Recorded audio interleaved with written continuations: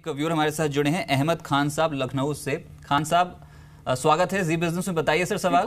Good morning sir. जी sir, मैंने bail लिया हुआ था 140 रुपए में 2000 शेयर, और हिंदुस्तान कॉपर वो कितने पे सर? 67 रुपए पे। 64 रुपए। चल ठीक है, इस समय कितना दे सकते हैं? 67 पे। ओके ठीक है, अब मैं एक बार पूछ लेता हूँ। बताएं रुचित जी, ये BHEL और हिंदुस्तान कॉपर दोनों को रख सकते हैं क्या पोर्टफोलियो में अभी?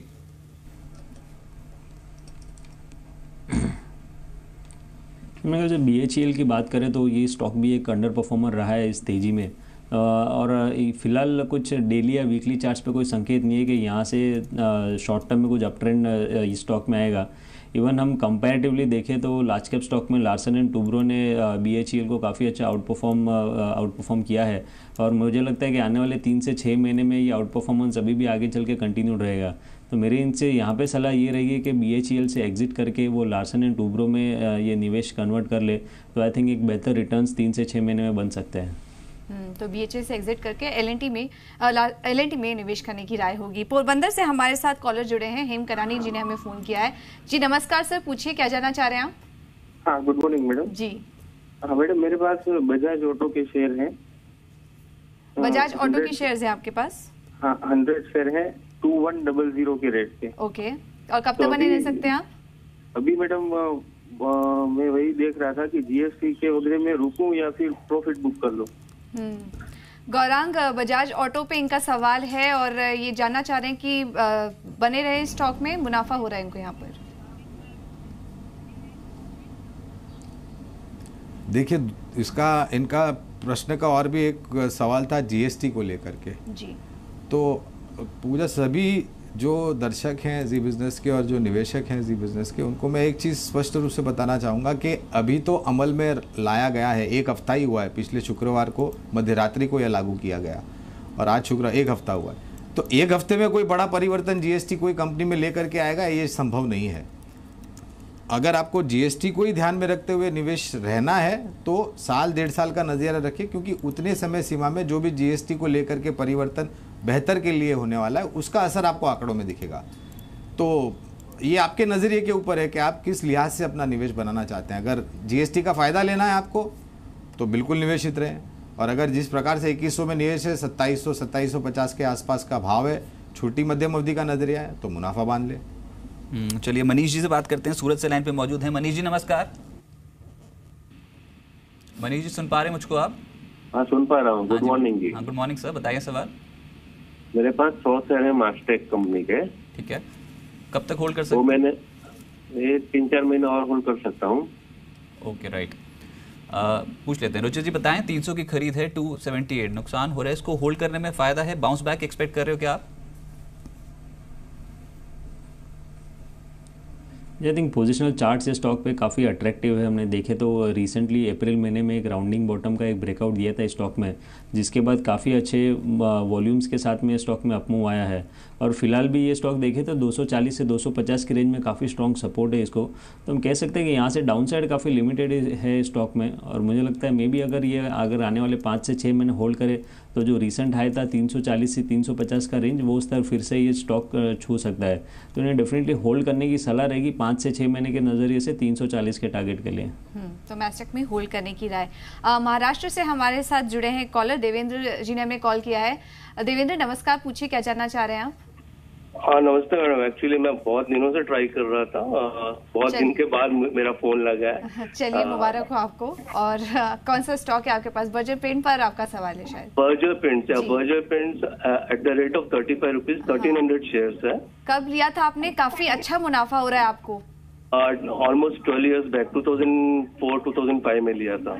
चलिए लंबी अवधि के लिए, और क्लियरली आपको अच्छा गेन हो रहा है यहाँ पर। तो क्या जानना चाह रहे हैं आप इसमें? 3 to 5 years में होल्ड कर सकता हूँ, और 5 साल आप होल्ड कर सकते हैं? 3 से 5 साल और होल्ड कर सकता हूँ। Okay, so I want to know the future prospects of this company. And secondly और एक मेरा सवाल था। जी जी पूछिए, और कौन सा सवाल है आपका?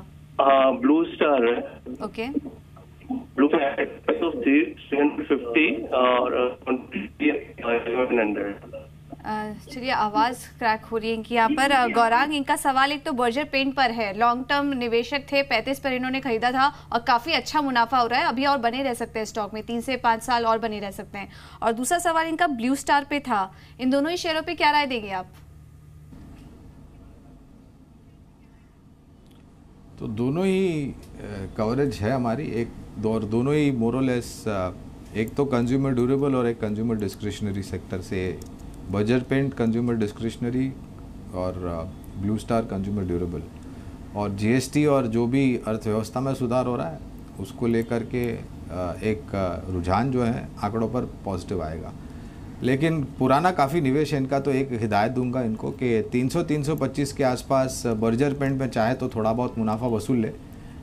मे बी 250 या 500 शेयर, 1000 शेयर इनके पास 250-500 बेचे और थोड़ा बहुत डाइवर्सिफाई करे। ब्लू स्टार में भी मैं इनको यही राय दूंगा कि ऊपरी स्तर पर अगर ये चाहते हैं, और अगर मुझे सुनने में नहीं आया कितने शेयर है ब्लू स्टार के, लेकिन अगर संख्या बढ़ी है तो ये चाहे तो 25% या 50% मुनाफा ब्लू स्टार में भी बांध करके डाइवर्सिफाई कर सकते हैं। विकास जी इस समय लाइन पे मौजूद हैं, अहमदाबाद से कॉल किया। विकास जी नमस्कार। नमस्कार। हाँ जी, बताएं सवाल। सर मेरे पास इनॉक्स विंड के 230 शेयर है 205 रुपए के रेट पे। ओके, मई के आसपास खरीदे थे क्या? तो क्या मैं इसे होल्ड रख सकता हूँ सर? लंबी अवधि के लिए मेरा नजरिया है। ठीक है सर, लिए कब थे शेयर्स ये बता दीजिए बस। जी सर कब लिए थे आपने ये शेयर्स? हाँ सर, इसमें रख सकता हूँ। चलिए ठीक है, आपको राय दिलवाते हैं। लंबी अवधि के निवेश में रुचित आप ही देख के बताएं, चार्ट स्ट्रक्चर्स, पुल बैक की संभावना है, लॉन्ग टर्म चार्ट्स एनालाइज करके बताएं।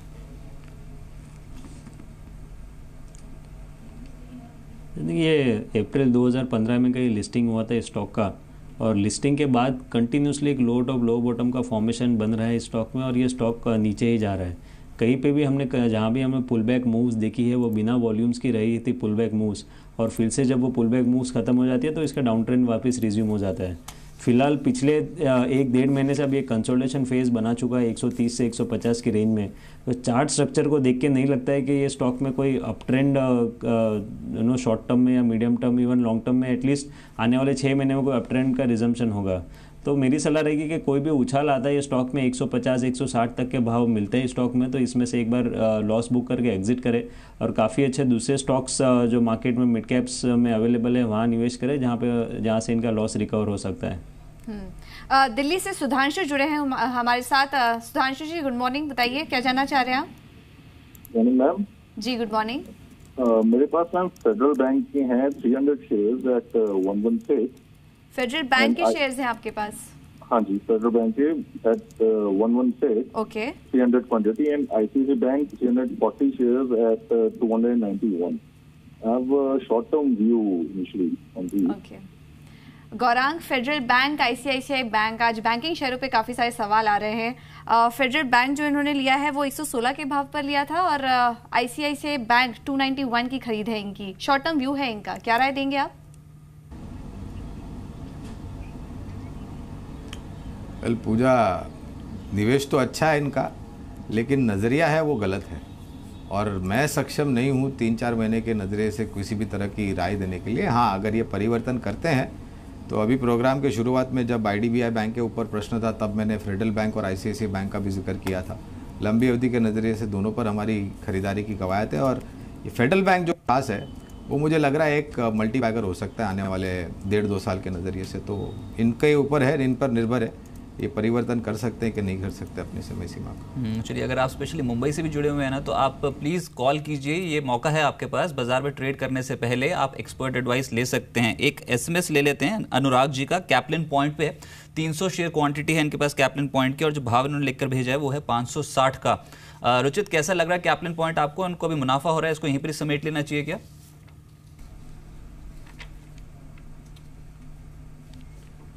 फिलहाल देखें तो एक अच्छे अप ट्रेंड में है, हाई टॉप हाई बॉटम का फॉर्मेशन है, लेकिन पिछले 2-2.5 महीने में ये स्टॉक में काफ़ी अच्छी और काफ़ी फास्ट एक अपमूव आया है स्टॉक में। तो मुझे लगता है कि यहाँ पे मोमेंटम रीडिंग्स एक ओवरबॉट जोन में है, तो शॉर्ट टर्म में एक थोड़ा सा करेक्शन आ सकता है, या इनफैक्ट एक टाइम वाइज करेक्शन हम कह सकते हो सकता है स्टॉक में। मेरी इनसे सलाह रहेगी कि जो अगर इनका short to medium term view है तो इनमें पार्ट प्रॉफिट एटलीस्ट बुक करे, और बाकी के जो पार्ट है ये एक स्टॉप लॉस लगा के होल्ड करें, जहाँ पे 620 का एक स्टॉप लॉस ये अपनी इन्वेस्टमेंट पे रख सकते हैं। ओके, एक और एसएमएस ले लेते हैं। गाजियाबाद से हमें प्रतीक गुप्ता ने एसएमएस किया है और इनका सवाल वेंकीज पर है। 500 शेयर्स इन्होंने लिए हैं, 2186 की इनकी खरीद है और अच्छा मुनाफा इनको यहाँ पर हो रहा है और आज भी वेंकीज करीब 2.5% की मजबूती के साथ ट्रेड कर रहा है। गौरांग, वेंकीज लगातार एक अप ट्रेंड में है स्टॉक, कैसी लगती है आपको ये कंपनी?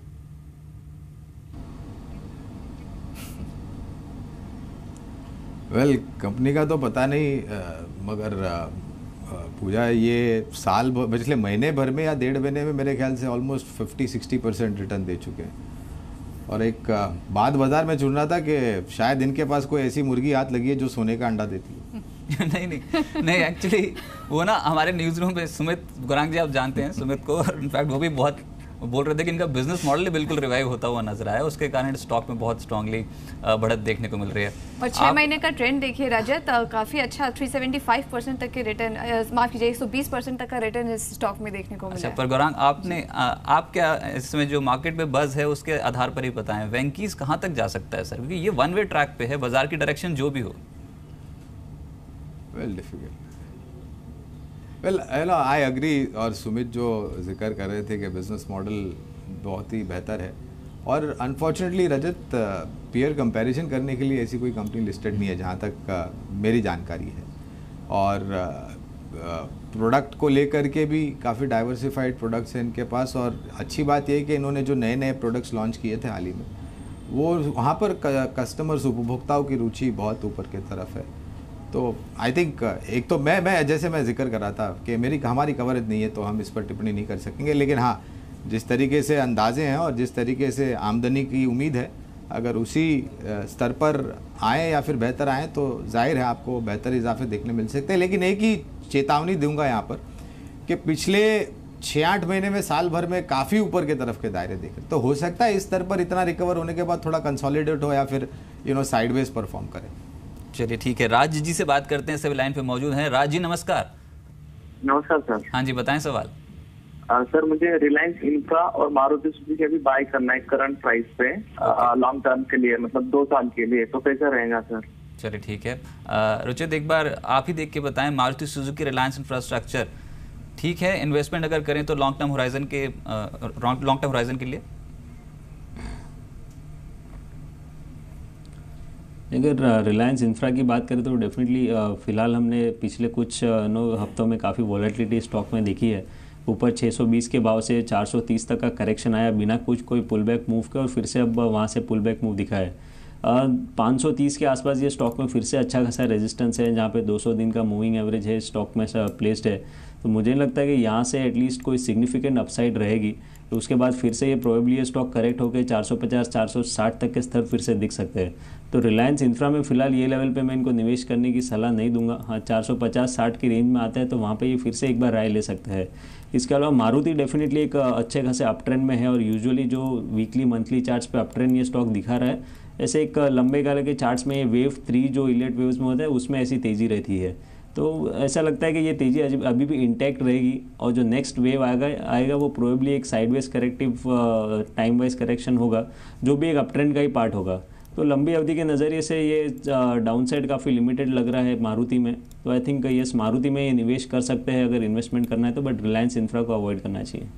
चलिए ठीक है, मारुति सुजुकी में इन्वेस्टमेंट की सलाह रहेगी, रिलायंस इंफ्रास्ट्रक्चर को अवॉइड करके चलें मौजूदा स्तरों पर। लेकिन आज है ना, आज एक दिन है चाय कॉफी शेयर्स का, काफ़ी स्ट्रांगली एक्यूमुलेटेड स्टॉक्स, बहुत समय बाद इतने स्ट्रॉन्ग रिटर्न्स दे रहे हैं, जयश्री हैरिसन मलयालम जैसे स्टॉक्स। ऐसा हो क्यों रहा है? सीसीएल प्रोडक्ट्स की मैनेजमेंट इससे हमारे साथ मौजूद है। चला श्रीशांत साहब इससे मौजूद हैं, मैनेजिंग डायरेक्टर हैं सीसीएल प्रोडक्ट्स के। श्रीशांत साहब बहुत शुक्रिया अपने समय जी बिजनेस को देने के लिए। सर अभी हम जब मार्केट में बैठे हैं तो आज चाय कॉफी शेयर्स पे बहुत स्ट्रांगली गेंस मिल रहे हैं सर। अभी का ट्रेंड क्या कह रहा है, स्पेशली प्राइसेस का, कॉफी प्राइसेस का प्राइस ट्रेंड क्या गोइंग फॉरवर्ड और तेज हो सकता है? There is enough supply of coffee in the market, so we don't think the prices will go up in the market. There is supposed to be a bump up crop in Brazil, so in fact the prices should correct in the near future.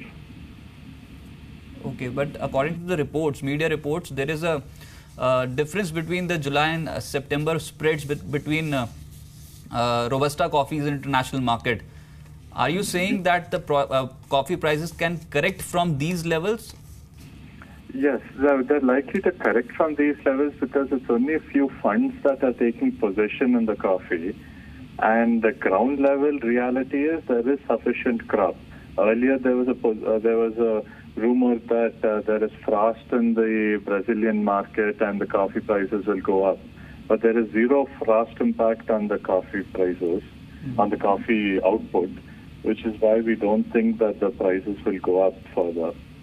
So what sort of price cut the company is planning in the near future? How much dip can we expect in coffee prices in percentage? For us, actually, we work on a different model. We work on a cost-plus model. So whatever is the coffee price doesn't make a difference to us. We just advise our customers based on what we feel the coffee markets are going to be in the future. And what sort of strategies the company is planning, and what sort of volumes can we expect from CCL products going forward in next 2 to 3 quarters?